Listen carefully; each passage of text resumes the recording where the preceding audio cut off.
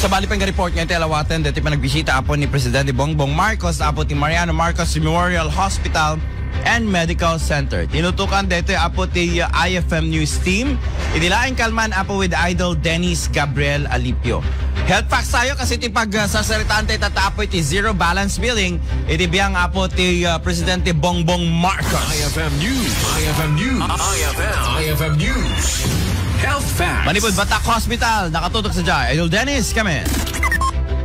Nabara di panang sarabo dagiti staff iti Mariano Marcos Memorial Hospital Medical Center iti panagbisita ni Presidente Ferdinand Bongbong Marcos Jr. iti laing kalman pasado alas 9 iti bigat na simangpet ni si Presidente kadua na ti anak na Simon kini Vincent kalaman pa kinagabaw no si Araneta Marcos nga panang kita kada iti pasyente iti nakamat nga hospital. Manipod first, second, third, and fourth floor iti napangbisita iti Presidente kit at dapat iti duwa nga pasyente madal sakit nga leptospirosis ken Parkinson's disease iti na kinasalsalita. May pa iti Presidente iti bagat sinudumpay nga tulong kada iti pasyente iti nakamat nga hospital.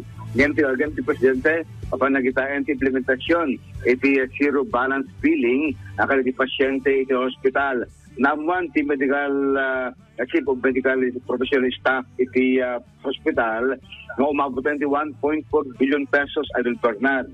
Iti paay kada iti pasyente sipod nagtugaw kas Presidente ni Presidente Marcos iti pagilian nga Pilipinas. All in all, more than 5,216 na pasyente iti naka-avail iti zero balance billing iti nadakamatata nga hospital in Bagana nga idiya kalman kit more than 400 manen dagitay mabenepisyaran iti reto zero balance billing ti hospital. Pasitiya panagsalita Dr. Orosa pangipalang karato nga programa. As of today, actually 61,526 and that is equivalent to 1.4 billion sa pamumuno ng ating Pangulong Marcos. 1.4 billion na po ang naibigay para sa mga pasyente natin.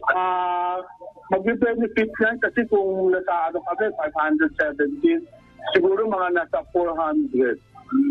More than that, kasi pati yung outpatient natin, hindi ko pa binibilang yun yung outpatient natin at saka emergency room natin, lahat, sinasagot ng zero benefit package.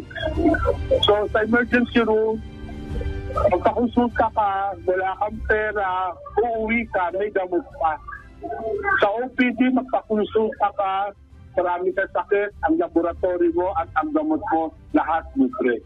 Hindi kalman Idol Bernard darnati Presidente nga dari iti nakapikar iti DSWD kenda to zero balance billing ket makita nga nakaspas iti proseso iti panagin datoy nga benepisyo kada iti taga Ilocos Norte partikular iti nagakamat ng hospital nga under Department of Health iti panakay-manager na Idol Bernard.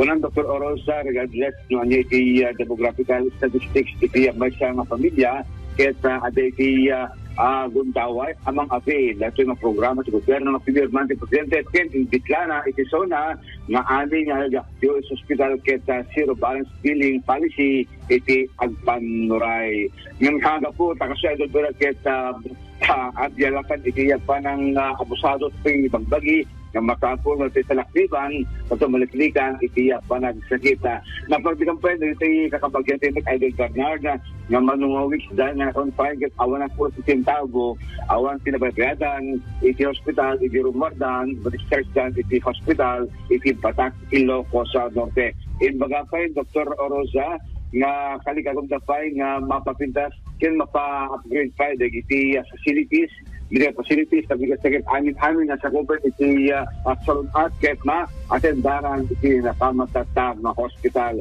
Nagpauti po Presidente iti more than 30 minutes iti panagpasyar na iti hospital iti laing kalman. Damag salon at Idol Dennis Alipio, Tatak, Aramen.